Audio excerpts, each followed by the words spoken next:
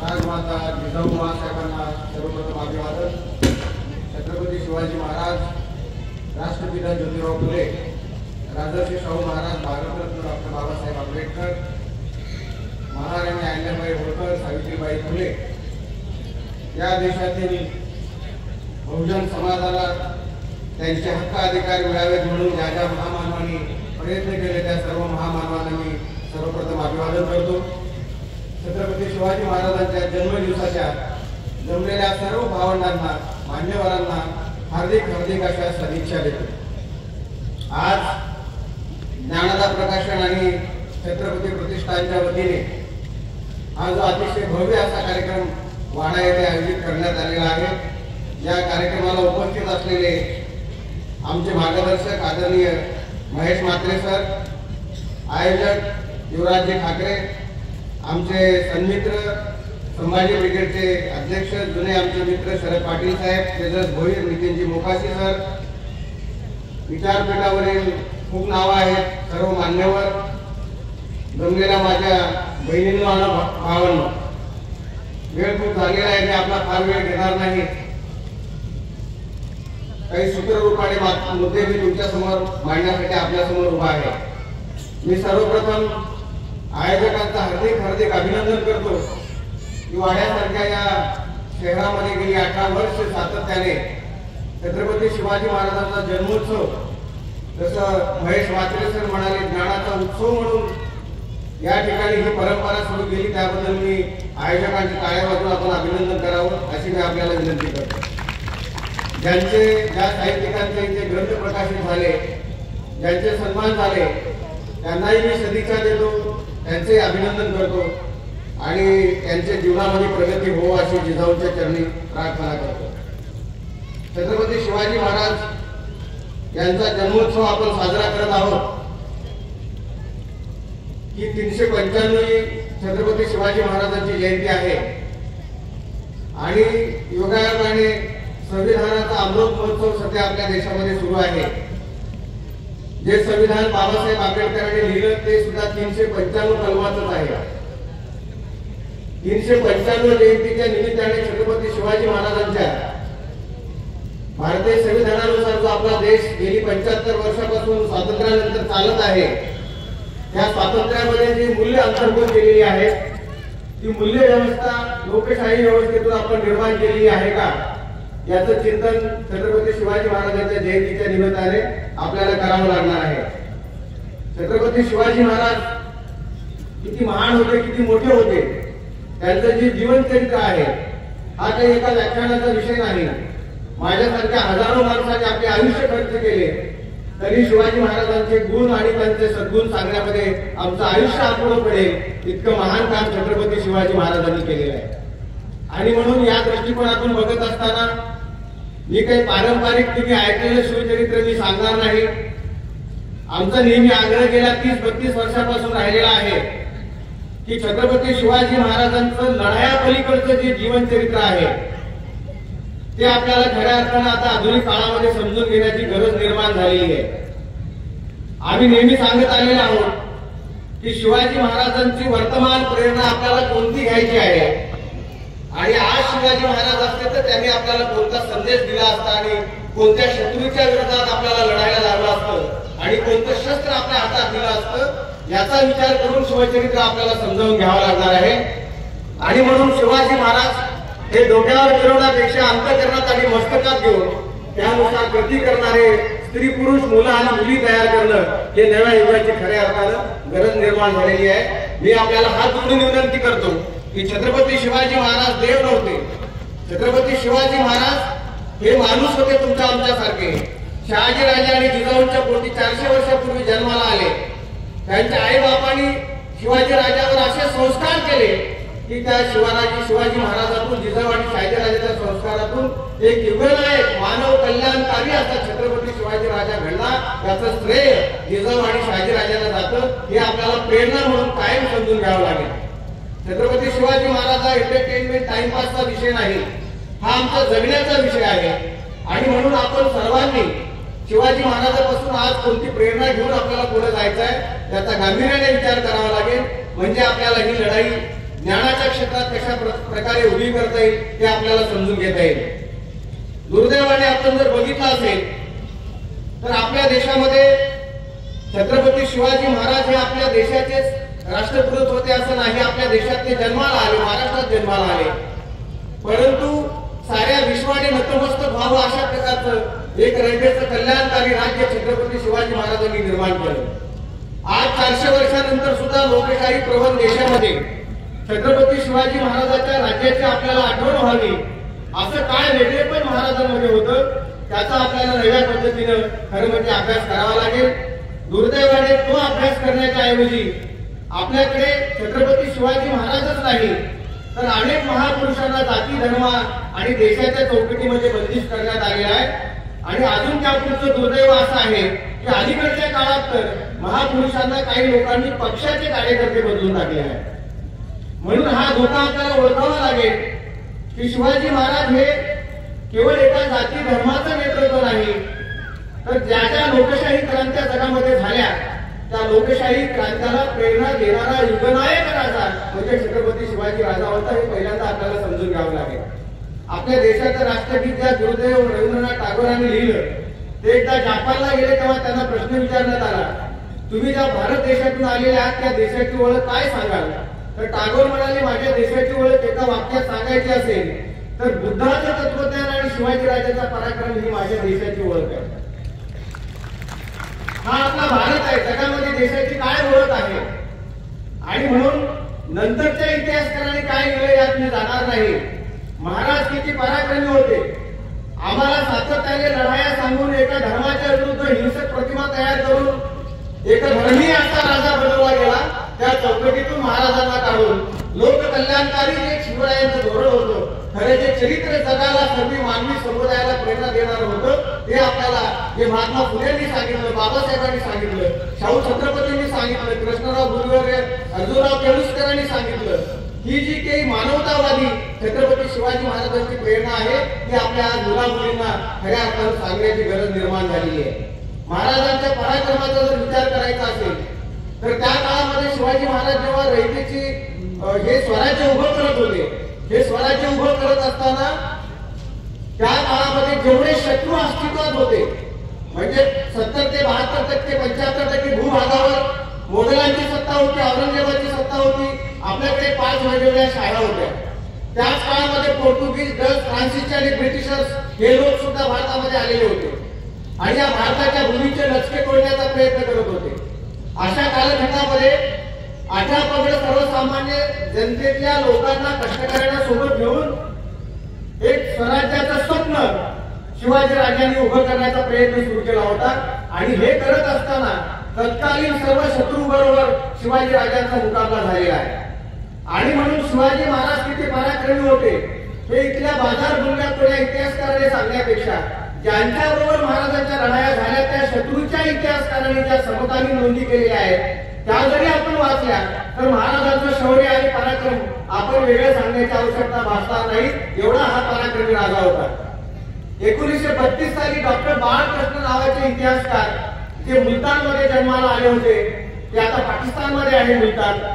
त्यांनी 2000 पानाचं the great Shivaji नावाचं शिवचरित्र लिहिले आहे. तर डॉक्टर बाळकृष्ण यांनी 1932 साली जगामध्ये 1000-2000 वर्षामध्ये शिवाजी महाराजांच्या पूर्वी आणि नंतर जे महान योद्धे होऊन गेले त्याच्याशी शिवाजी महाराजांची तुलना केलेली आहे. आणि ही तुलना करत असताना नेपोलियन असेल, जुलियस सीझर असेल, गॅरिबॉल्डी असेल, हॅनिबल असेल, हर्क्युलस असेल, असे जे जे कोणी जगामध्ये योद्धे झाले ज्यांची कीर्ती दिगंत झाली अशा योद्ध्यांबरोबर शिवाजी महाराजांची तुलना केलेली आहे. आणि तुलना केल्यानंतर या निष्कर्षावर डॉक्टर बाळकृष्ण आले. ते म्हणतात की पराक्रमाचा जर विचार केला तर निश्चितच शिवाजी महाराज सरस ठरतातच, परंतु शील आणि चारित्र्य याचा जर विचार केला तर छत्रपती शिवाजी राजा एवढा शीलवान आणि चारित्र्य संपन्न राजा जगात दुसरा कोणी झाला नाही हे शिवाजी महाराजांबद्दलचे त्यांचे उद्गार आहे. नेपोलियन बोनापार्ट पराक्रमी होता, व्यभिचारी होता, सीझर शूर होता परंतु विश्वासघाती होता, हॅनिबलने आत्महत्या केली, क्रूर रक्तपिपासू होता, आपल्या कुटुंबियातल्या लोकांचे त्यांनी छळ केले, जनतेवर अन्याय अत्याचार केले, दुर्गुण त्यांच्याकडे होते. हे सत्ताधीश बनण्याचा सर्वजण प्रयत्न करत होते. युरोपियन राष्ट्रामध्ये लोकशाही क्रांती झाली ती फ्रान्समध्ये पहिल्यांदा झाली. आणि ही क्रांती कशी झाली? उन्मत्त आणि मुजोर झालेल्या राजाला तिथली जनता एकत्र आली आणि त्या राजाला जाहीर फाशी दिली आणि लोकशाही समाज व्यवस्था युरोपियन राष्ट्रामध्ये स्थापन झाली. त्यानंतर इंग्लंड असेल, अमेरिका असेल, युरोपियन राष्ट्रामध्ये लोकशाही क्रांत्या झाल्या. म्हणजे जगातल्या लोकशाही क्रांत्याचा इतिहास त्या राजाला फाशी देऊन तिथे लोकशाही निर्माण झाली.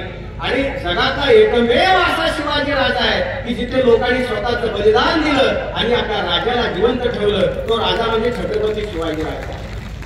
400 वर्षानंतरही शिवाजी महाराज आम्हाला आठवतात. लोकशाहीमध्ये सुद्धा शिवाजी महाराजांचं गुणगान आपल्याला करावं लागतं. तर याचं इंगित महाराजांच्या लढायापेक्षाही त्यांनी सर्वसामान्य लोकांकरता इथे जे शासन आणि प्रशासन निर्माण केलं त्यामध्ये दडलेलं आहे. याचा पहिल्यांदा आपल्याला गांभीर्याने विचार करावा लागेल. महाराजांच्या लढाया म्हणजे शिवरायांचं फक्त 10% चरित्र आहे. 90% शिवाजी महाराज त्यांचं धार्मिक धोरण काय होतं, शिवाजी महाराजांच्या स्त्रियाबद्दलचे कायदे व्यवस्था काय सांगते, छत्रपती शिवाजी महाराजांनी शेतकऱ्याबद्दलची कोणती व्यवस्था निर्माण केली होती, शिवाजी महाराजांचं परकीय धोरण काय होतं, अर्थव्यवस्थेच्या संदर्भात शिवाजी महाराजांनी कशी मांडणी केली होती, गुलामांच्या संदर्भात, कष्टकऱ्यांच्या संदर्भात, जात व्यवस्थेच्या संदर्भात शिवाजी महाराजांनी कशा पद्धतीचं प्रशासन निर्माण केलं होतं. त्यांच्या धोरणाचा, प्रशासनाचा अभ्यास हे खरं शिवाजी महाराजांचं चरित्र आता लोकांच्या समोर येण्याची आवश्यकता आहे. त्या दृष्टीने आपल्याला भावनांनो आज आपल्याला पुढे जावं लागेल. आणि म्हणून शिवाजी महाराजांची जर प्रतिमा कोणी एक जाती, एक धर्मीय, एक राष्ट्रीय करण्याचा प्रयत्न करत असेल तर ते शिवाजी महाराजांचेच नाही तर मानवतेचे सुद्धा शत्रू आहेत. हे पहिल्यांदा आपल्या मनावर बिंबवून घ्यावं लागेल. दुसरा सर्वात महत्वाचा मुद्दा आहे मग आपण ऐकायचं कुणाचं. ज्या प्रतिमा नंतरच्या इतिहासकारांनी तयार केल्या, स्वार्थासाठी तयार केल्या, कशासाठी तयार केल्या ते आपण बाजूला ठेवू. परंतु ज्यांनी शिवाजी महाराजांना जन्म दिला आणि घडवलं त्या राजमाता जिजाऊ आणि शहाजीराजे शिवाजीचे वडील त्यांनी शिवाजी राजांना काय सांगितलं ते सर्वात महत्वाचं आहे. आज आम्हाला काय घ्यायचंय? माझी आपल्याला विनंती आहे, सर्व मायबापांना माझी विनंती आहे, हात जोडून. आपण मुलांना दोष देतो की मुलं विचित्र वागतायत, मोबाईलच्या आहारी गेलेत, व्यसनाधीन झालेले आहेत, राजकीय पक्षाच्या सतरंजा उचलत आहेत, दंगलीमध्ये सहभागी होत आहेत, शिक्षण झालेलं नाही, आहारी गेलेले आहेत व्यसनांच्या, मायबापांचं भरण पोषण करत नाहीत, स्त्रियांशी नीट वागत नाहीत. ह्या नंतरच्या चर्चा करण्यापेक्षा त्यांच्यावर आपण योग्य संस्कार केले का हा खरा महत्वाचा मुद्दा आहे. मी आपल्याला सांगू इच्छितो की आपल्या प्रत्येकाच्या घरामध्ये छत्रपती शिवाजी महाराज, संभाजी महाराज, तुकाराम महाराज, शाहू फुले आंबेडकर, जिजाऊ सावित्रीबाई, बुद्ध, फुले, महावीर, संत रोहिदास, नामदेव महाराज, तुकाराम महाराज, गाडगे महाराज, तुकडोजी महाराज या महामानवांच्या प्रतिमा जर तुमच्या घरामध्ये असतील तर हे काही गुलाम आणि लाचार लेकरू जन्माला येणार नाही. एवढी या महापुरुषांच्या विचारामध्ये ताकद आहे. आपल्याला हे करावं लागेल. जर मायबापालाच वाटत असेल माझं मूल नवसानं झालंय तर मात्र तुम्हाला कोणी वाचवू शकत नाही. त्यासाठी आपल्या हिताशी जो असे सांगता धन्य माता पिता तयाची आहे. तुकाराम महाराज म्हणाले आपलं हित अहित कशामध्ये आहे, जोपर्यंत तुम्हाला समजणार नाही तोपर्यंत क्रांती अशक्य आहे. आणि म्हणून शिवाजी महाराज आम्हाला का समजून घ्यायचे आहे तर शिवाजी महाराजांना घडवलं शहाजीराजे आणि जिजाऊ महासाहेबांनी.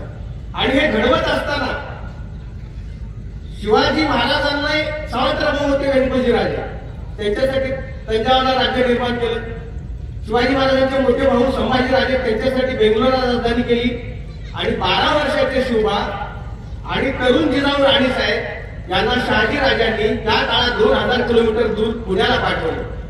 आणि पुण्याला पाठवत असताना भगवा झेंडा, राजमुद्रा आणि आवश्यक संसाधनं, पैसा आणि योग्य माणसं देऊन पुण्याला पाठवली गेली. आणि जिजाऊ महासाहेबांना शहाजीराजांनी सांगितलं मी दक्षिणेकडून आणि तुम्ही उत्तरेकडून अफगाणिस्तान पर्यंत मराठ्यांचा भगवा फडकला पाहिजे. हे स्वप्न जिजाऊ आणि शहाजीराजांनी आपल्या लेकराच्या डोक्यामध्ये घातलं आहे.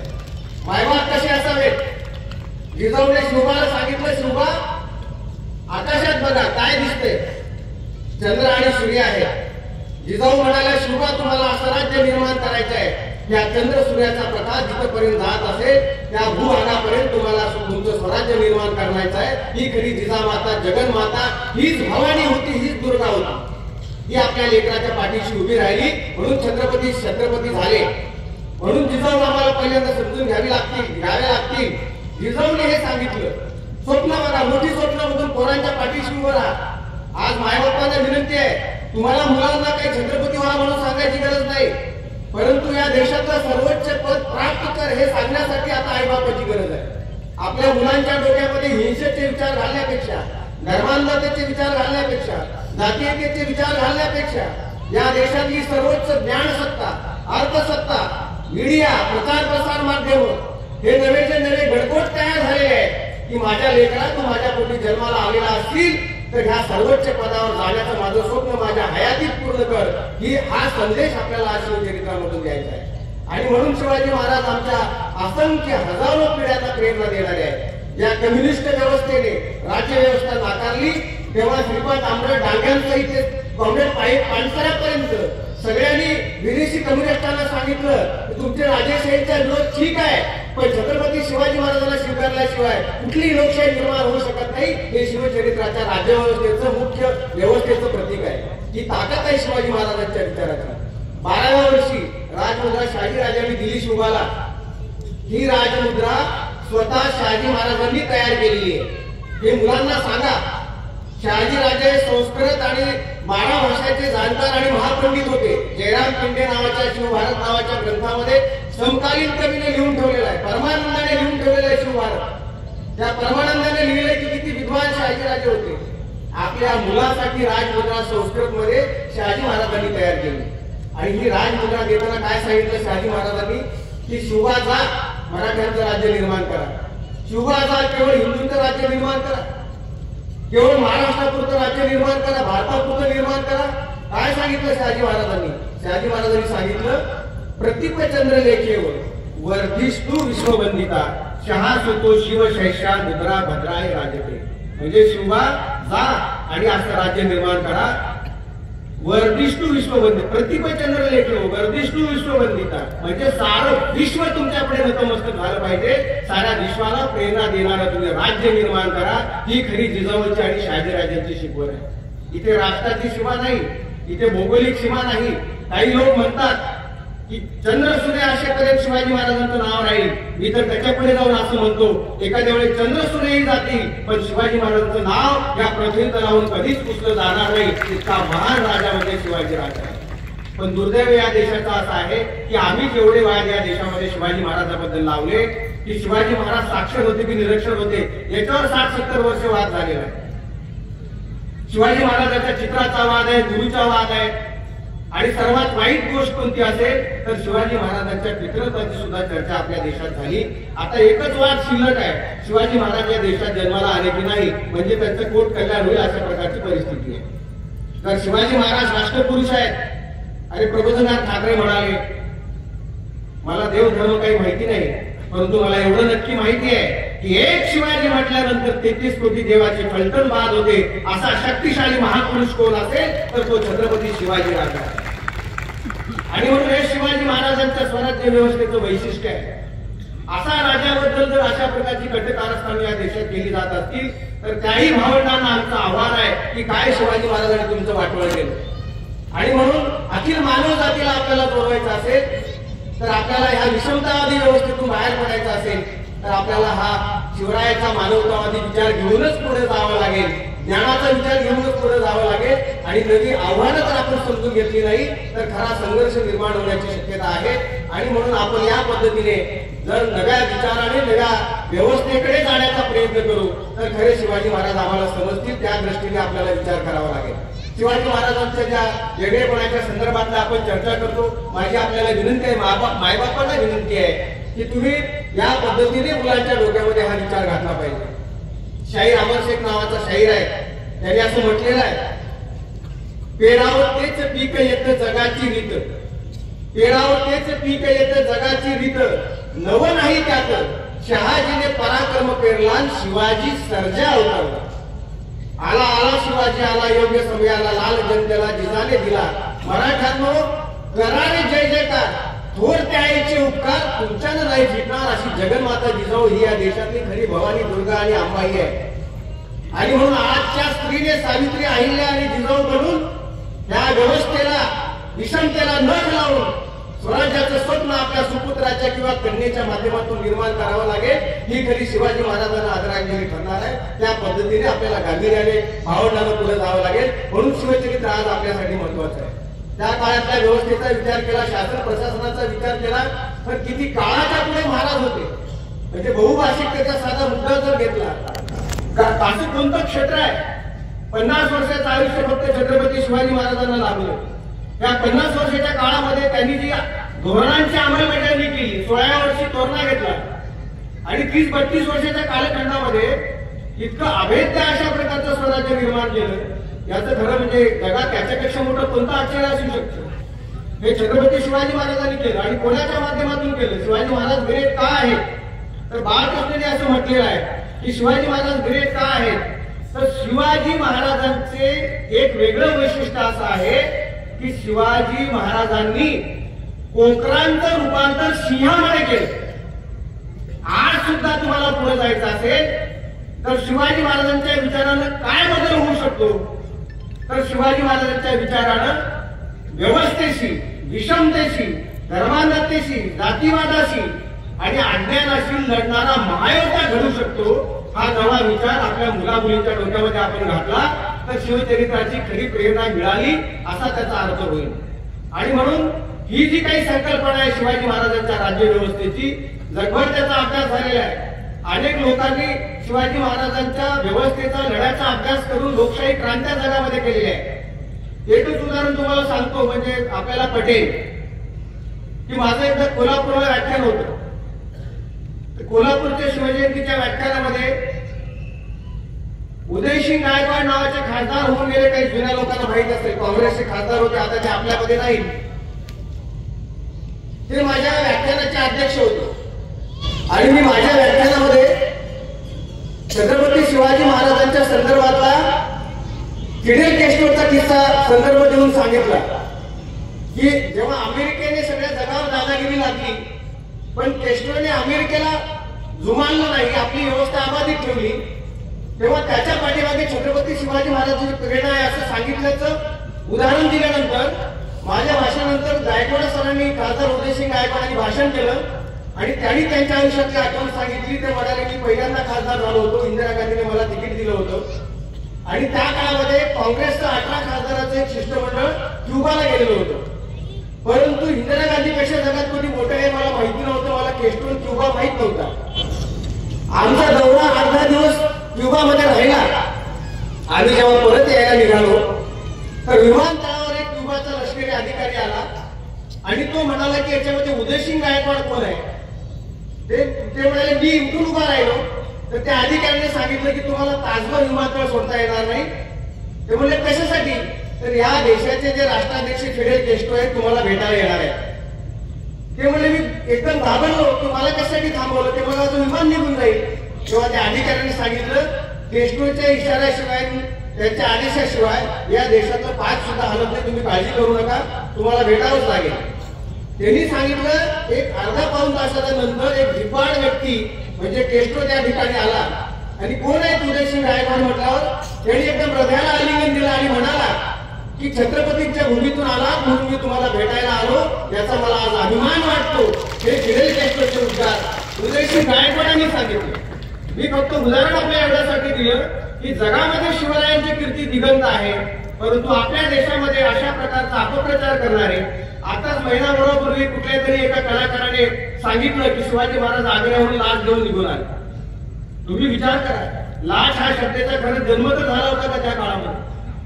किती परिश्रम केले, किती कष्ट केले, कशा प्रकारचं युद्ध शिवाजी महाराजांनी उभं केलं. आपल्या 9 वर्षाच्या लेकराला पाठीमागे सोडून शिवाजी महाराज युक्तीने देशात परत आले आणि आपला मुलगा मेला म्हणून त्याच्या सगळ्या मर्तिकीचे विधी केले. काय काय कष्ट झेलले शिवाजी महाराजांनी आणि शिवाजी महाराजांसाठी मावळे कशा पद्धतीने प्राण पणाला लावून या मोहिमेमध्ये सहभागी झाले होते. हा इतिहास सगळा आपल्या समोर असताना अशा प्रकारच्या चर्चा जर शिवाजी महाराजांच्या इतिहासावर आजही होत असतील तर आपल्याला गांभीर्याने विचार करण्याची गरज आहे. त्या वादात जाण्यापेक्षा शिवाजी महाराजांचं शासन प्रशासन व्यवस्था आम्ही समजून घेणार आहोत की नाही, हा खरा मूलभूत अशा प्रकारचा प्रश्न आहे. आणि म्हणून शिवाजी महाराजांची कायदे व्यवस्था का ग्रेट होती आपण समजतो आपल्या देशात आज लोकशाही आहे, संविधान लागू झालं, संविधानानुसार देशाचा राज्यकारभार चालतो. शेवटच्या भाषणामध्ये बाबासाहेबांनी म्हटलं होतं लोकशाही आणि संविधान आलेलं आहे, जी कायदे व्यवस्था निर्माण होईल. या संविधानातली कलम आणि कायदे व्यवस्था ही जशी लिहिलेली आहे तशाच्या तशी जर लागू केली गेली नाही पुढील काळामध्ये, त्याच्या विरोधात राज्यकर्त्यांनी वर्तन केलं तर लोकशाहीच्या माध्यमातूनच हुकुमशाही या देशात यायला वेळ लागणार नाही. हे बाबासाहेबांचे उद्गार आहे. शिवाजी महाराज ग्रेट का होते तर शिवाजी महाराजांचा कायदा कायद्याप्रमाणे वर्तन करत होता. जे लिहिलं तसंच वागलं जात होतं, तसेच वर्तन व्यवहार केले जात होते. स्त्रियाच्या विषयी बदामल केला, नात्या गोत्याचा असला तरी त्याचे हातपाय छाटा हे जे आदेश होते शिवाजी महाराजांचे, त्यात कुठेही बदल केला जात नव्हता. माझ्या पक्षाचा आहे, नात्याचा गोत्याचा आहे, जातीचा आहे म्हणून त्याला सोडून द्या, त्याला जमानत द्या, असला काही प्रकार शिवाजी महाराजांच्या काळामध्ये नव्हता. म्हणून शिवाजी द ग्रेट. म्हणून शिवाजी महाराजांची राज्यव्यवस्था लोकशाहीच्या सुद्धा अनेक दिशांना प्रेरणा देणारी, मार्ग देणारी आहे. हे या माध्यमातून आपण समजून घेतलं पाहिजे.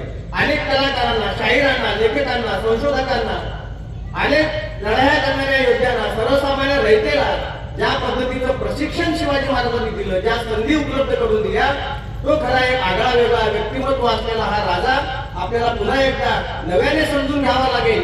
आणि आपल्या घराघरामध्ये शिवरायांचं जे सत्य गाण आहे हे जर आपण करू शकलो तर ही लढाई आपल्याला गांभीर्याने चांगल्या पद्धतीने भावंडाला पुढे घेऊन जाता येईल. म्हणून एक प्रेरणा पुरुष, युगनायक, चारित्र्य संपन्न असा जो राजा आहे हे चरित्र लोकांच्या समोर आपल्याला आणावं लागेल आणि वर्तमान आपल्या प्रेरणा घेऊन आपल्याला पुढे जावं लागेल.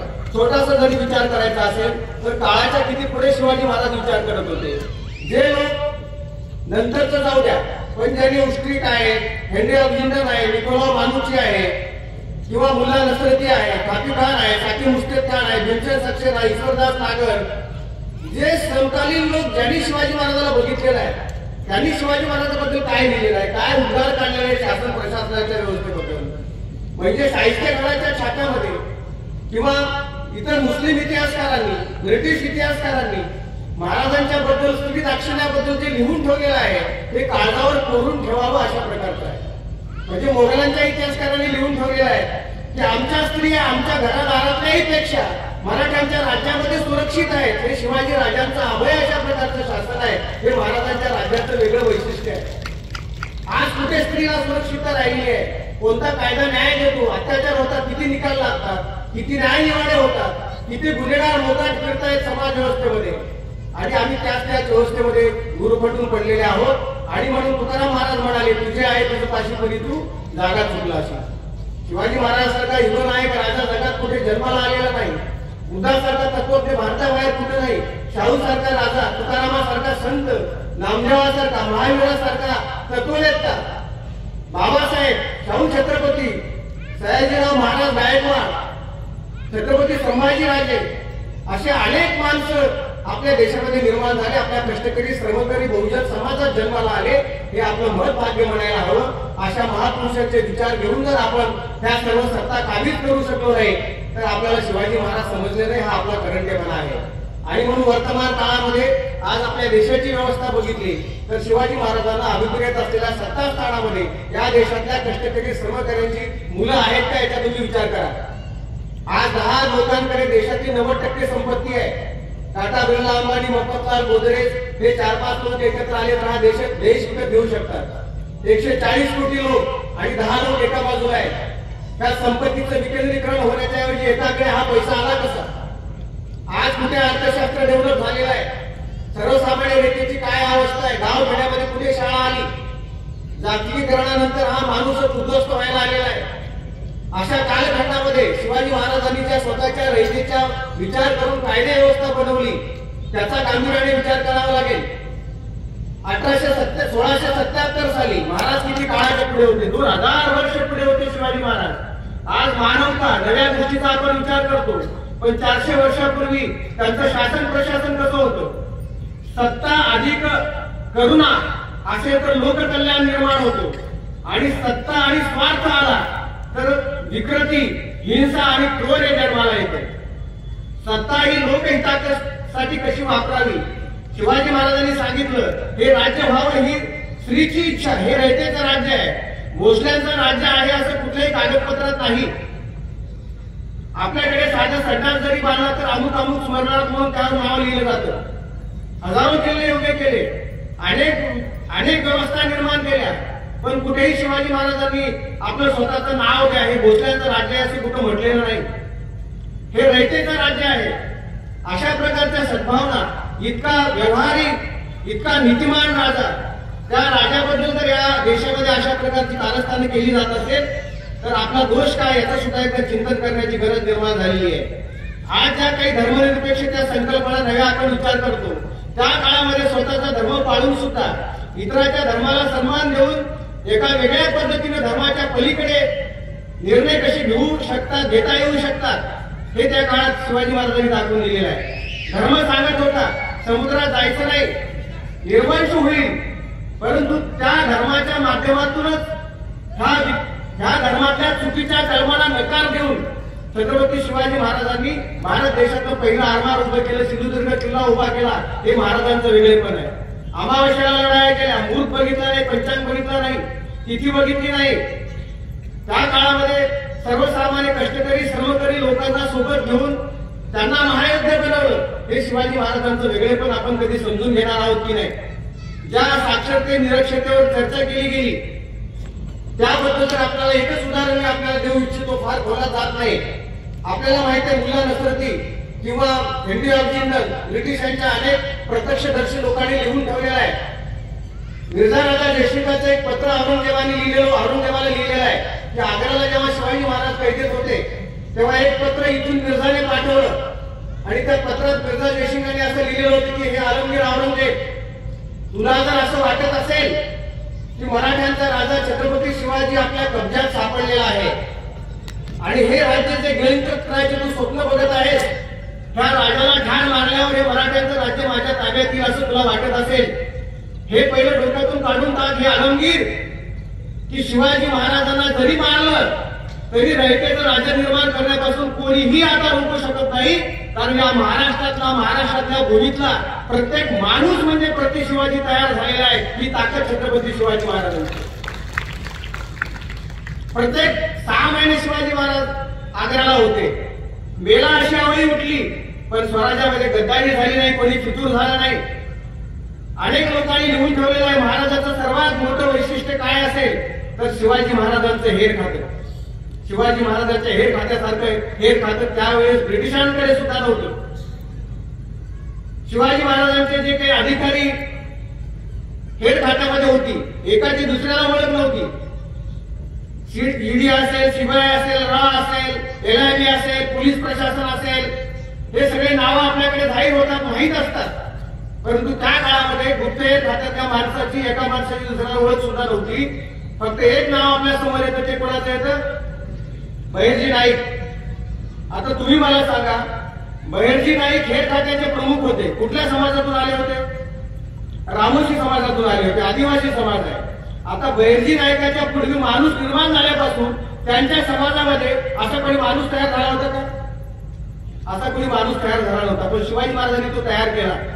आणि हा परदेशी ब्रिटिश लोकांनी लिहून ठेवलेला आहे की शिवाजी राजांचे हेर एवढे चतुर आणि हुशार आहेत की ते 12 भाषांचे जाणकार आहेत, हे लिहून ठेवलेलं आहे. तुम्ही विचार करा, ज्याचे हे 12 भाषा बोलू शकतात त्याच्या राजाला किती भाषा येत असतात? त्याला काही टेलिग्रामची गरज नव्हती, तेव्हा नव्हता हा प्रकार.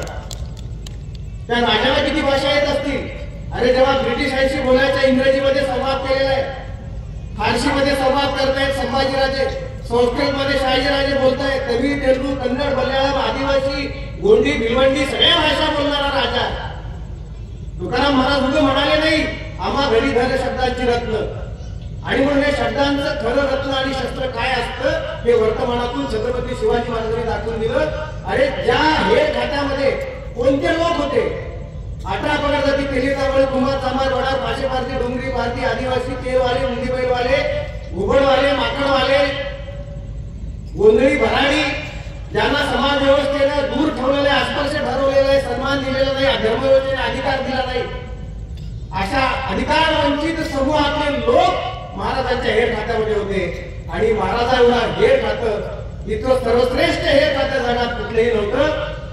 कारण त्या काळात लोकांनी लिहून ठेवलेलं आहे की ब्रिटनच्या राणीला स्वप्न पडण्याच्या अगोदर ब्रिटनमध्ये काय घडणार आहे त्याचा पहिला मेसेज, त्याचा पहिला संदेश ह्या मराठ्याच्या राजाला कळलेला असतो. एवढं जबर अशा प्रकारचे छत्रपती शिवाजी राजाचे हे करतात. हे माणसं काही परदेशातून आयात केले नव्हते. ही टेक्नॉलॉजी परदेशातून महाराजांनी घेतली नाही. याच मातीतली माणसं तयार केली. तानाजी मालुसरे, एस.आय. कंक, वीर बाजीप्रभू देशपांडे, हिरकणी, ही सगळी माणसं बाहेरची नाही. ही माणसं काही परदेशातून, सूर्याजी, ही माणसं परदेशातून आयात केलेली नव्हती. सर्वसामान्य कष्टकरी लोकांना सोबत घेतलं. त्यांच्या डोक्यात जर आपण मस्तकात विचार घालू शकलो, त्यातून महायोद्धे, महापुरुष आणि ज्ञानवंत घडवता येतात. हा खरा शिवचरित्राचा संदेश. काळाच्या किती शिवाजी महाराज पुढे होते.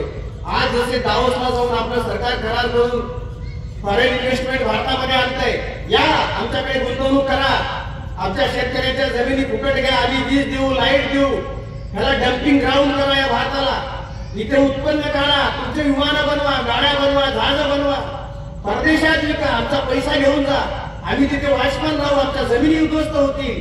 असे कायदे छत्रपती शिवाजी महाराजांचे नव्हते. पोर्तुगीज जेव्हा पहिल्यांदा व्यापार करायला आले, महाराजांबरोबर करार करायला लागले, डच करार करायला लागले, ब्रिटिश करार करायला लागले. 1677चा एक करारनामा शिवाजी महाराजांचा उपलब्ध आहे. डचांबरोबर महाराजांनी करार केला. म्हणाले, तुम्हाला माझ्या राज्यात कारभार करायला परवानगी आहे. तुम्ही तुमचं सोनं नाणं विका, हिरे माणिक विका, तुमचे मसाले विका, धान्य विका, आमच्या राज्यातली सुपारी, धान्य, भात, गहू जे घ्यायचे तुम्ही घ्या, योग्य विनिमय देऊन घ्या. त्यांच्या आयातीवर प्रचंड मोठा टॅक्स लावला आणि निर्यात करण्याची मुभा मोफत दिली शिवाजी महाराजांनी. आणि ज्या शेतकऱ्याच्या जमिनीवर तुम्ही कारखाने उभे कराल त्याचा शेअर त्या शेतकऱ्याला तुम्ही दिला पाहिजे. मी शेतीचा मालक नाही हे सांगणारा पहिला राजा शिवाजी राजा. शिवाजी महाराजांच्या पूर्वी जमीन राजाच्या मालकीची होती, पण शेतकऱ्याच्या नावाने जमीन मोजणी करून जे पट्टे तयार करून दिले ते पहिल्यांदा छत्रपती शिवाजी महाराजांनी दिले. कसे त्याची जमीन हा कायदा करणारा जगाचा पहिला राजा शिवाजी राजा. हे माझं नाही, मी केवळ इथे एक शेवट म्हणून आहे. मी सत्ताधीश जरी असलो तर लोकांचा एक प्रतिनिधी आहे. किती लोकशाहीच्या काळाच्या पुढची ही संकल्पना शिवाजी महाराजांची होती. मानवतावाद काय असावा ते छत्रपती शिवाजी महाराजांकडून शिकावं. 1677 साली डचाबरोबर केलेला एक करार उपलब्ध आहे. तो करार काय आहे? त्यात एक अट महाराजांनी घेतलेली आहे. सगळं तुम्हाला विकता येईल, खरेदी करता येईल, पण माझ्या राज्यामध्ये गुलामांची मात्र तुम्हाला खरेदी विक्री करता येणार नाही, माणसांचा व्यापार करता येणार नाही. हे जर तुम्ही कराल तर माझे सैनिक तुम्हाला दस्त करतील आणि कडक प्रशासन करतील. असा करारनामा छत्रपती शिवाजी महाराजांनी 1677 साली केलेला आहे. तुम्ही विचार करा, 1832 इंग्लंड, 1843 अमेरिका, 1856 रशिया, इटलीमध्ये 1827 हे गुलामाचे व्यापार बंद झाणारे कायदे आले युरोपियन राष्ट्रामध्ये. त्याच्या आधी 400 वर्ष माणसांना विकायचं नाही, खरेदी करायचं नाही, मनुष्य ही विक्रीची वस्तू नाही, तसा कायदा आणि करार करणारा राजा किती मानवतावादी असेल याचा तुम्ही विचार करा. म्हणून शिवाजी महाराजांच्या राज्याची काळीची सुद्धा सर आजच्या लोकशाहीला येते का याचा तुम्ही विचार करा. शिवाजी महाराजांवर अनेक योद्धे पाठवले औरंगजेबाने. शाहिस्ते खान आला, मिर्झा जयसिंग आला, त्यापूर्वी अनेक योद्धे आले. शाहिस्ते खानाला पराभूत केलं. महाराजांचं एक वेगळं वैशिष्ट्य होतं. जगाचा पराक्रमी राजा का, मानवतावादी राजा का, तर महाराजांच्या युद्धाचा एक प्रकार होता. काय प्रकार होता? महाराज नेहमी म्हणायचे, शत्रू बरोबर तुम्ही संघर्ष करा, पण संघर्ष करत असताना माझा एकही माणूस युद्धामध्ये कामी आला नाही पाहिजे, माझा सैनिक जखमी सुद्धा झाला नाही पाहिजे. हे ठीक आहे, कोणी म्हणेल माझ्या सैनिकाची जखमी होऊ नये, कोणी मरू नये, पण शिवाजी महाराजांचा दुसरा दंडक असा होता की शत्रूचं सुद्धा कमीत कमी सैन्य मारलं गेलं पाहिजे. विनाकारण जीव मारून आपल्याला राज्य निर्माण करायचं नाही. आणि जो गुन्हेगार आहे त्याला शासन देणार, रयतेला त्रास द्यायचा नाही. किती मानवतावादी राजा आहे. शत्रूच्या प्रदेशात जरी युद्ध केलं तर शेतकऱ्यावर दोषी होणार नाही, स्त्रियांना दोषी होणार नाही. सैनिकांना सक्त आज्ञा आहे की स्त्रियांसोबत घ्यायच्या नाही, माल विकत घ्यायचा. आणि जगातला पहिला राजा आहे की सैनिकांना रोज पगार देणारा राजा तो शिवाजी राजा. म्हणजे शेतकऱ्यांनी 4 महिने शेती करा, दसऱ्याच्या दिवशी गडावर जा आणि नोकरीमध्ये सहभागी व्हा. 8 महिन्याचा पगार रोज घ्यायचा. प्रशासनात मुलुकगिरीवर जायचं, तिथे लूट करायची नाही. जे काही तिथे युद्धामध्ये मिळेल ते स्वराज्याच्या खजिन्यामध्ये जमा करायचं आणि पगार रोज घ्यायचा. आणि एकीकडे 8 महिन्याचा पगार, दुसरीकडे शेतीचं उत्पन्न, कशाला शेतकरी आत्महत्या करेल? म्हणून मी नेहमी सांगत असतो की पुराणामध्ये बळीराजा आणि इतिहासामध्ये शिवाजी राजा हे खरे दोनच राजे शेतकऱ्याचे होऊन गेले. बाकी सगळा फापट पसार आहे. खरा लोक धरणं बांधून कालव्यावरती पाणी दिलं शिवाजी महाराजांनी. कशा पद्धतीची पाणी व्यवस्था शिवाजी महाराजांनी निर्माण केली असेल, जे काही शासन, मुलकी प्रशासन असेल, सैन्य असेल, सैन्य भरती करत असताना ज्या पद्धतीचे आदेश घालून दिले, सैनिक मेला तर त्याच्या विधवा स्त्रीला आणि त्याचं मूल लहान असेल त्या मुलाला रायगडावर बाळ परेशी नावाचं हॉस्टेल तयार केलं होतं आणि मुलगा मोठा होईपर्यंत त्याची सर्व जगण्याची जबाबदारी हे स्वराज्याच्या माध्यमातून खजिन्यातून घेतली जात होती आणि तो मुलगा मोठा झाला की त्याला सैन्यामध्ये नोकरी दिली जात होती. एवढा कनवाळू राजा कोण आहे सांगा जगामध्ये? स्त्रियांना सन्मान दिला वेगळ्या पद्धतीने, अधिकार मिळवून दिले, कशाही प्रकारचा गैरवापर धर्माचा होऊ दिला नाही. जाती धर्माच्या पलीकडे जाऊन न्याय व्यवस्था घालून दिली. शत्रूला सुद्धा त्याच्या न्याय व्यवस्थेबद्दल गौरव वाटावा अशा प्रकारचा हा राजा आहे. आणि म्हणून हे शिवाजी महाराजांचं शासन प्रशासन हे अत्यंत वेगळ्या पद्धतीचं होतं हे आपल्याला समजून घ्यावं लागेल. हा विचार घेऊन आपल्याला पुढे जावं लागेल. या पद्धतीचं अर्थशास्त्र असेल, उद्योग धोरण असेल, शिवाजी महाराजांचं स्त्रियाबद्दलचं धोरण असेल, जे काही साहित्याबद्दलचं धोरण, धर्माबद्दलच्या शिवाजी महाराजांनी घेतलेल्या भूमिका, म्हणजे त्या काळामध्ये दुसऱ्या धर्मात गेला, वाटला, त्याला परत धर्मात यायची परवानगी नव्हती. पण नेताजी पालकरांना आपल्या धर्मात घेतलं, आपल्या धर्मातच घेतलं नाही तर त्याला त्याच्या मुलाला स्वतःची मुलगी दिली. त्याला म्हणतात राजा. तुकाराम महाराज म्हणाले, बोले तसा चाले त्याची वंदावी पावले. म्हणायला सगळ्याला सोपं आहे, पण किती अवघड आहे सगळ्याला. आम्ही म्हणतो बोले तसा थोडा तरी चाले त्याची वंदावी पावले, कारण खूप अवघड आहे. प्रत्यक्ष कृतीशील संत तुकोबांचा विचार, रामदेवांचा विचार, शहाजीराजे जिजाऊंचा विचार आपल्या प्रत्यक्ष कृतीतून काळाच्या पुढे घेऊन जाणारा, समाज व्यवस्थेमध्ये घेऊन जाणारा असा हा राजा म्हणजे छत्रपती शिवाजी राजा आहे. आणि म्हणून त्या दृष्टीने भावंडांना आपल्याला नव्या पद्धतीने विचार करावा लागेल की हे शिवचरित्र, हे संसाधन आपल्या देशातून नष्ट करणारे कोण होते आणि या खऱ्या भूमिका लोकांच्या समोर का आल्या नाहीत याचा खरं म्हणजे गांभीर्याने आपल्याला विचार करावा लागेल. जगाला प्रेरणा देणारे छत्रपती शिवाजी महाराज हे आपल्या खरं म्हणजे आपल्या देशाचं एक खूप मोठं एक वैभव आहे, वैशिष्ट्य आहे. हे राष्ट्राचं शिवाजी महाराज म्हणजे हे राष्ट्राचं चरित्र आहे. अनेक पिढ्यांना प्रेरणा देणारे, पुढच्या स्वातंत्र्य लढ्याला प्रेरणा देणारे, पुढच्या सामाजिक चळवळीला प्रेरणा देणारे हे छत्रपती शिवाजी महाराज या पद्धतीनं आपल्याला खरं म्हणजे समजून घ्यावे लागतील. शिवरायांच्या बद्दल अनेक गोष्टी घडामोडी सांगत असताना त्यांनी अर्थव्यवस्थेच्या संदर्भात एक महत्वाचा उल्लेख मी तुम्हाला सांगतो की कशा पद्धतीचं त्यांनी अर्थाचं नियोजन केलेलं होतं. ते स्वराज्य उभं करत असताना आपल्याला माहिती आहे स्वराज्य उभं करायला पैसा लागतो. हा पैसा आणायचा कुठून, हा पैसा आणायचा कसा, पैसा उभा करायचा कसा. आज आम्ही जेव्हा लोकहिताच्यासाठी सरकारकडे मागणी करतो तर सरकार म्हणते की आमच्याकडे पैसे नाही, संपून गेले. आता सुप्रीम कोर्टाने सुद्धा निरीक्षण नोंदवलेलं आहे की ते जे लोकांना तुम्ही जे मोफत धान्य देता, पैसे देता, त्यामुळे परजीवी जमात तयार होण्याचा धोका तयार झालेला आहे. असं भीक देणे ही परंपरा शिवाजी महाराजांची नव्हती. शिवाजी महाराजांनी प्रत्यक्ष एवढं सक्षम लोकांना बनवलं की ते स्वतः कर्तबगार झाले आणि त्यांनी अनेक कुटुंबाला पोटाला लावलं आणि उभं केलं. हे शिवाजी महाराजांच्या राज्याचं वेगळेपण होतं. माणसं घडवली, त्यांना सक्षम बनवलं. पैसा कसा उभा केला आपल्याला माहित आहे. युद्ध करायला सर्वात जास्त पैसा लागतो. युद्धासाठी आज सुद्धा आपल्या देशातल्या जास्तीत जास्त पैसा मिलिटरीवर खर्च होतो. पण त्या काळात महाराजांनी जे सैन्य उभं केलं त्याला पैसा कुठून आणत होते, तो आपल्या खजिन्याला वापरत होते. का तर ती युक्ती कशी शिवाजी महाराजांनी केली होती. स्वराज्यात पैसे कमी पडले तर पैसे कुठून आणायचे महाराज, म्हणजे विदेशी बँकेला कर्ज मागायचे का? नाही. त्या काळामध्ये पैसे मिळवण्याचं एकच ठिकाण होतं, तो म्हणजे सुरत. कारण सुरतेला पैसा होता त्या काळामध्ये. सुरत ही जगातली, आपल्या भारतातली त्या काळातली सर्वात मोठी बाजारपेठ होती. तिथे काही व्यापारी त्या काळात 12.5-15 कोटीची उलाढाल करणारे होते. कोटीचा आजच्या काळात दिवसात कळत आपण गणना करू शकत नाही, एवढे श्रीमंत होते लोक. तिथे पैसा कमी पडला की सुरत स्वराज्यात होती का? औरंगाबादच्या प्रदेशात होती. तिथे जाऊन महाराज जायचे, सुरतेवरून ते पैसे घेऊन यायचे. जेव्हा जेव्हा पैसा कमी पडला तेव्हा मोहीम काढली, तिथे गेले, तिथून पैसे आणले. सरसकट लुटून आणले का? तर नाही. सुरतेमध्ये याद्या केल्या शिवाजी महाराजांनी की इथे कुणाकडे पैसा आहे, भ्रष्ट मार्गाने कुणाचा जमलेला आहे, कोण अत्याचारी आहे, सत्पुरुष असेल, चांगला असेल, लोक कल्याण करत असेल, त्याला महाराजांनी त्रास दिला नाही. जे हरामखोर आहेत, त्यांनी अनैतिक मार्गाने पैसा कमावलेला आहे, अशांच्या याद्या करून त्यांच्याकडून महाराजांनी ते पैसे वसूल केले आणि ते आणून रयतेच्या हिताकरता वापरले.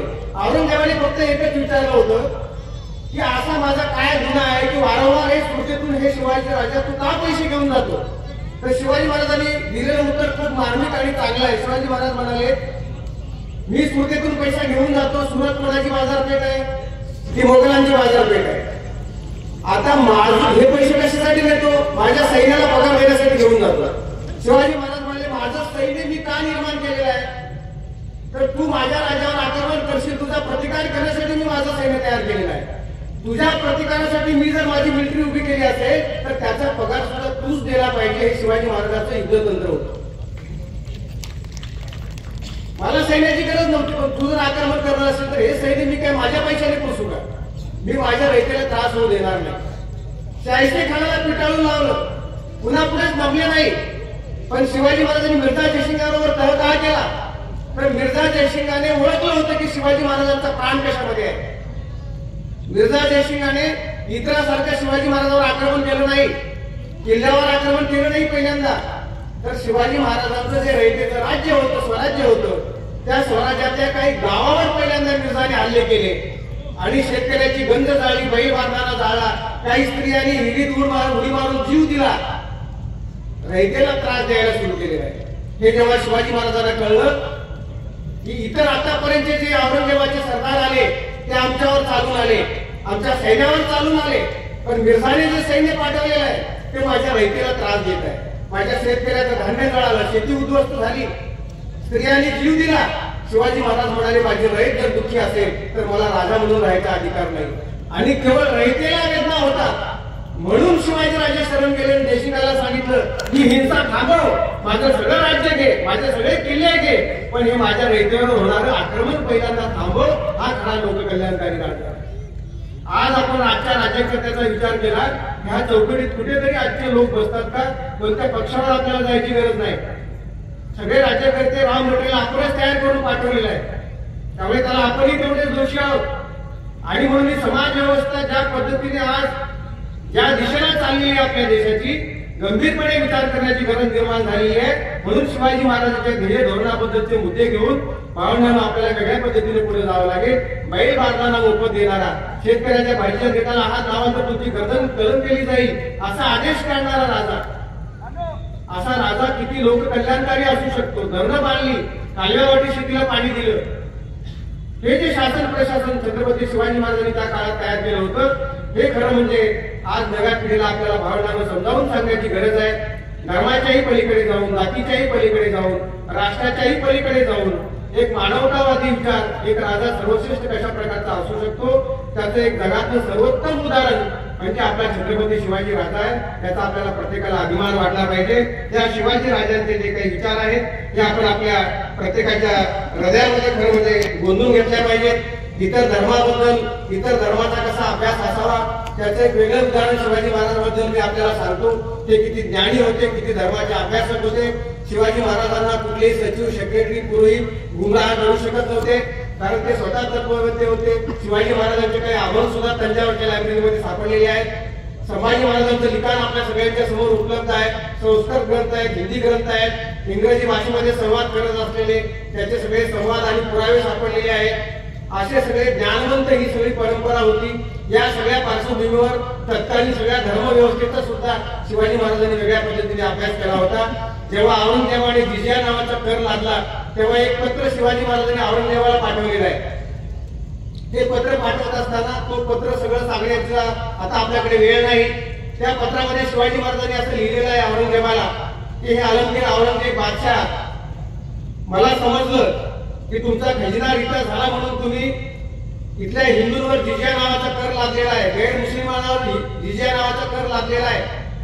तर शिवाजी महाराज म्हणतात, अकबरापासून जे दाखले शिवाजी महाराजांनी दिलेले आहेत की तुमचं साम्राज्य कसं आहे, अकबर कसा होता वगैरे सांगितलं. आणि औरंगजेबाला हा प्रश्न विचारतात ही सृष्टी जर ईश्वराने निर्माण केली असं तुझी समजूत असेल तर ईश्वराने निर्माण केलेल्या चित्रावर रेगोटा मारण्याचा अधिकार राजा म्हणून तर तुला प्राप्त होतो का, याचा पहिल्यांदा विचार कर. आणि अत्यंत महत्वाचा मुद्दा शिवाजी राजांनी त्या पत्रामध्ये मांडलेला आहे. पहिल्यांदा यदुनाथ सरकाराने तो छापला. सेतू माधवराव पगडी नावाच्या आपल्या महाराष्ट्रातल्या इतिहासकाराचे उपकार आहेत. त्यांनी त्याचं फारसीतून मराठीमध्ये भाषांतर केलेलं आहे. त्यांच्या खंडात त्यांनी छापलेलं आहे. त्यात त्यांनी एक मूलभूत प्रश्न शिवाजी महाराजांनी विचारलेला आहे. शिवाजी महाराज औरंगजेबाला म्हणतात की हे औरंगजेबा, तू स्वतःला इस्लामचा आणि कुराणचा अभ्यासक बनवतो, पण मला फक्त एक सांग, तुझं जे दररोज कुराण तू अभ्यासतो वाचतो त्या कुराण मध्ये अशी एखादी आयत आहे का की ज्यात असं म्हटलेलं आहे अल्लाहला की रब्बुल मुसलमीन, असं कुठे आयत आहे का? तर तुझ्या कुराण मध्ये सुद्धा रब्बुल आलमीन, मुसलमानांचा स्वामी नाही तर विश्वाचा स्वामी असंच म्हटलेलं आहे. शिवाजी महाराज म्हणतात तू जर धर्माचा अभ्यासक असतील तर मला असं दाखवून दे की तुझ्या कुराण मध्ये, तुझ्या धर्मामध्ये रब्बुल मुसलमीन, मुसलमानाचा स्वामी असं अल्लाहबद्दल लिहिलेलं आहे का, तर मी तुझं म्हणणं मान्य करतो. तुम्ही विचार करा इतर धर्माच्या बद्दल सुद्धा किती सूक्ष्म अभ्यास शिवाजी महाराजांचा आहे. औरंगजेबाने जेव्हा हे पत्र वाचलं तेव्हा समकालीन लोक अनेक दंतकथा निर्माण झाल्या, त्यातून काही गोष्टी पुढे आल्या. त्यात अनेकांनी असं म्हटलेलं आहे की जेव्हा हे पत्र औरंगजेबाने वाचलं तर औरंगजेब एकच म्हणाला, औरंगजेबाला एक गर्व होता की कुराणचा सर्वात मोठा अभ्यासक कोण आहे या जगात. कुराण फक्त 2 लोकांना समजलेलं आहे असं तो त्याचं म्हणणं होतं. ते 2 लोक कोण, तर ज्या काजीने मला कुराण शिकवलं तो माझा गुरु, तो काजी, आणि दुसरा मी औरंगजेब. गाजी म्हणजे त्याचा शिष्य औरंगजेब. तिसऱ्याला कुणाला कुराण समजलं नाही असं त्याला वाटायचंय. पण शिवाजी महाराजांचं पत्र वाचल्यावर लोकांनी अशी चर्चा घडवून आणली, अशा दंतकथा पसरल्या की औरंगजेबाने असे उद्गार काढले, आता कुराण 3 लोकांना समजले आहे. तर एक माझा गुरु काजी, मी दुसरा गाजी आणि तिसरे शिवाजी, हे त्याचे उद्गार आहे. इतर धर्माचा, ख्रिश्चन असतील, त्या काळातले जे जे धर्म होते, राजा म्हणून किती सूक्ष्म अभ्यास शिवाजी महाराजांनी केला असेल याचा तुम्ही विचार करा. म्हणजे हे आपल्याला या गोष्टी गुलामाच्या व्यापाराच्या संदर्भात, भाषेच्या संदर्भात, पहिला छापखाना भारतात आणण्यासाठी रामजी पारेख बरोबर व्यवहार केलेला आहे शिवाजी महाराजांनी. ज्या रावजी दादाजीच्या नावाने हायस्कूल आहे निर्णय सागर प्रेस, ही पहिल्यांदा इथे निर्माण झाली आणि तिथे पुस्तकं छापली गेली. हा छापखाना अलीकडच्या ब्रिटिशांच्या काळात सुरू झाला, पण 16व्या शतकात रामजी पारेख कडून छापखाना विकत घेण्याचा व्यवहार शिवाजी महाराजांनी केला होता. तर महाराज किती पुढे होते याचा तुम्ही विचार करा. तो जर्मन वरून कारखाना छापखाना मागवायचा. फ्रान्सर बरोबरचे शिवाजी महाराजांचे पत्रव्यवहार बघा.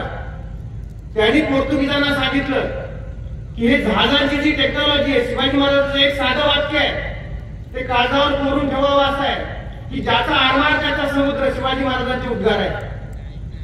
आणि हे आरमार आम्ही तयार केलं पाहिजे. आपला आरमार का नाही? सिंधुबंदी होती आपल्या देशामध्ये. महाराज म्हणाले हे पोर्तुगीज समुद्रात जन्माला येतात, लग्न होतात, पैदा होतात, त्यांचा निर्वंश झाला नाही, आपला कसा काय होईल?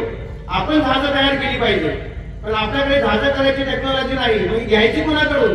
पोर्तुगीजाकडून घ्यायची. शिवाजी महाराजांनी पोर्तुगीजाकडून काय घेतलं? माणसं आयात केली नाही, टेक्नॉलॉजी आयात केली, तंत्रज्ञान आणले. आणि हे शिकवलं कुणाला? तर कुणाला पहिला आरमार काढलं शिवाजी महाराजांनी 1659 ला. आणि हे प्रशिक्षण घेणारे कोण होते?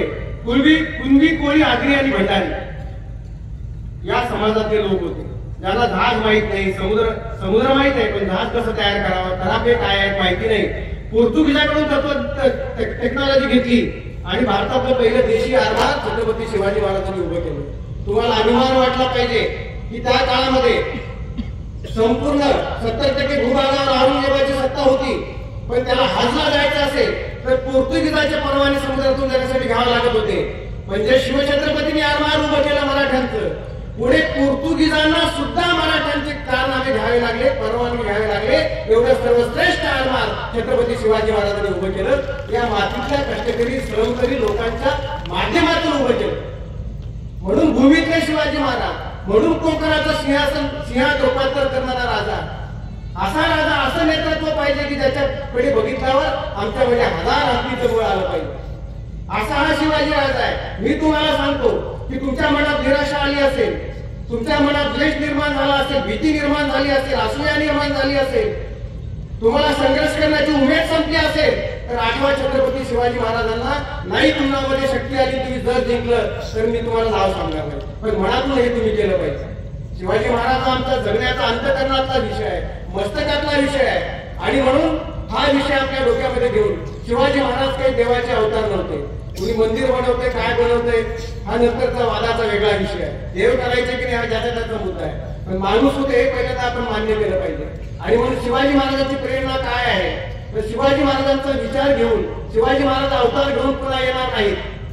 तर शिवाजी महाराज का समजून घ्यायचे, तर शिवाजी महाराजांच्या अंगात जे हजारो सद्गुण होते ते गुण घेऊन काही मुलं मुली उभ्या राहिल्या तर महाराजांना अभिप्रेत असलेली निधी व्यवस्था आपण निर्माण करू शकतो. त्या दृष्टीने आपल्याला विचार करावा लागेल, काळाच्या पुढे जावं लागेल.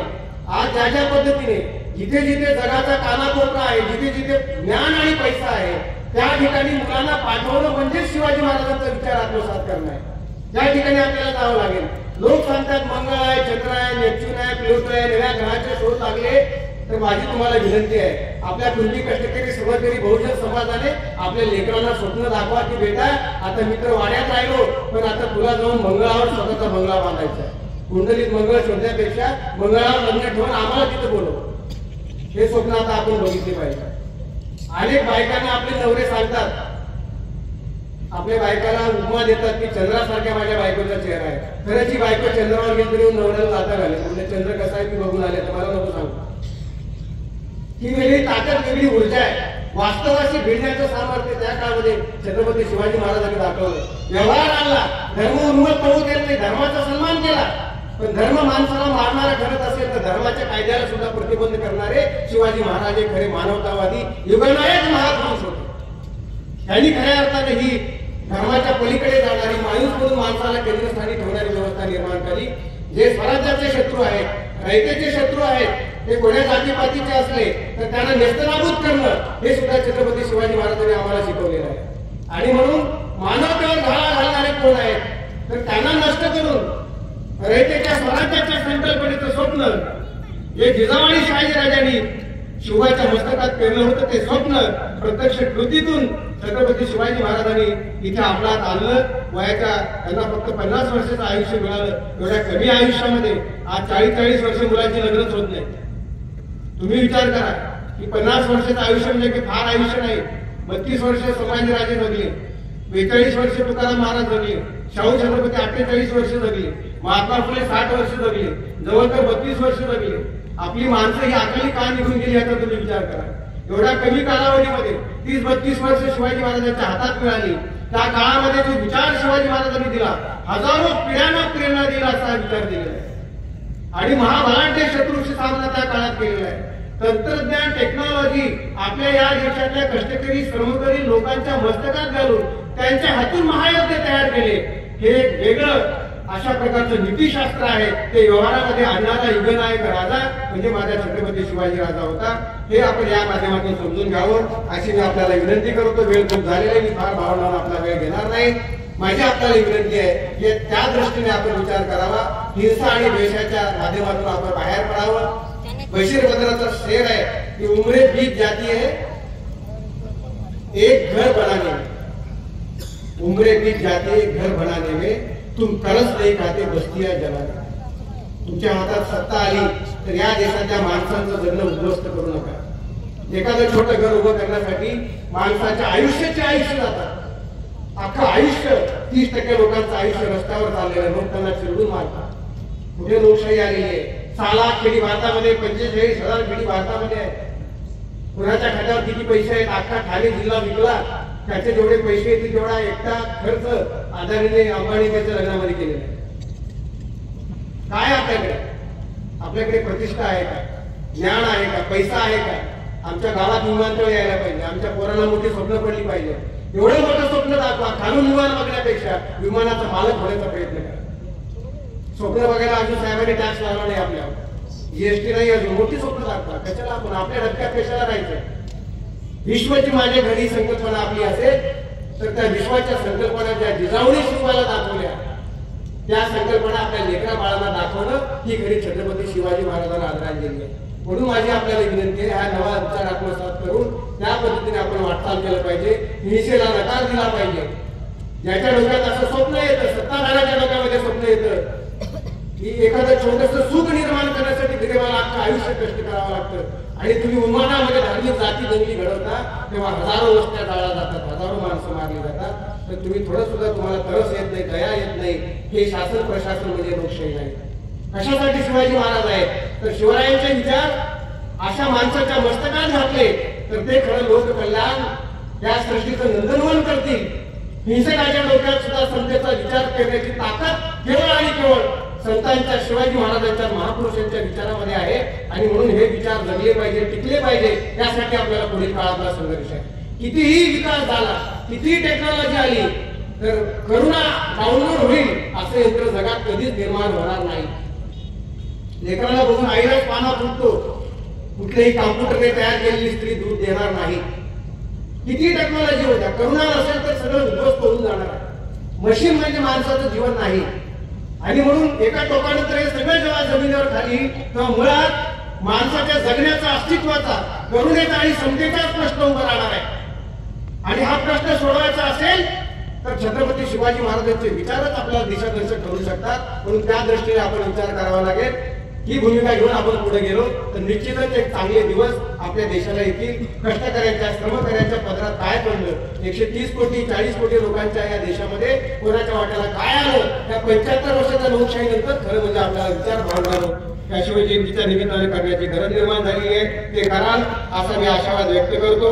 आणि जाता जाता शाहीर अमर शेखाच्या 4 ओळी आहेत त्या म्हणतो आणि थांबतो. शिवाजी महाराजांची आज काय गरज आहे? अमर शेखाने खूप चांगला पोवाडा लिहिलेला आहे. त्यात अमर शेख असं म्हणतात, आजही हवा माझा असाच शिवबा माझा, आजही हवा माझा असाच शिवबा माझा, जो समाजवादी महाराष्ट्राचा राजा. काय म्हणतात अमर शेख?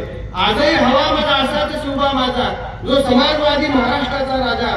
अरे तो राजा कसला? तो तर लोकशाहीचा कलिजा. अरे तो राजा कसला? तो तर लोकशाहीचा कलिजा. तो असूनी राजा पर समाजवादी सर्जा, आणि मुजरा माझा त्या महान संस्कृती बुरजा. हे कवळ आहे शाहीर अमर शेखाचं. अरे हा लोकशाहीचे काळीच माझा शिवाजी राजा आहे. काय करता तुमच्या लोकशाहीला दयामाया नसेल?